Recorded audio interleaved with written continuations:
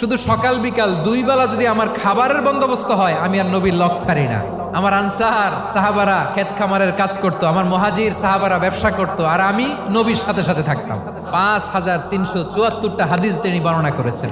সবচেয়ে বেশি হাদিস বর্ণনাকারী সাহাবী আবু হুরায়রা রাদিয়াল্লাহু তাআলা আনহু। বিড়ালের বাবা কি করতেন? খালি হাদিস মুখস্থ করতেন। হাদিস প্রিজার্ভেশনের কাজে বিশ্বনবী ওনাকে কাজে লাগিয়েছেন। উনি একদিন বলেন, ইয়া রাসূলুল্লাহ আসমাউ মিনকা কাসীরান ফালা আহফাজু। নবী, অনেক কথা শুনি, আমার মনে থাকে না। বিষ্ণু বললেন, তাই তোমার চাদরটা বিছাও। আবু হুরায়রা বিছালেন। বিশ্বনবী হাত বুলায় দিলেন। এরপরে অনেক হাদিস বর্ণনা করলেন। আবু হুরায়রা বলে, তারপর থেকে বিশ্বনবী যাই বর্ণনা করে আমি শুনি আর একটাও বলি না। এখন সুবহানাল্লাহ। বিশ্বনবী ওনাকে নবীর এই যে লক্ষ হাদিস প্রিজার্ভেশনের এই দায়িত্ব দিয়েছেন সাইয়েদনা আবু হুরায়রা রাদিয়াল্লাহু তাআলা আনহুকে। আপনারা কি খেয়াল করেছেন কত বড় চৌকস ট্যালেন্ট হান্টার ছিল আমার নবী? এক একজনের এক এক ট্যালেন্ট, এক একজনকে এক এক দায়িত্ব দিয়েছেন, এক একজনের প্রতিভাকে এক একভাবে বিকশিত হওয়ার সুযোগ দিয়েছেন। আওয়াজ করে বলেন ঠিক কি না?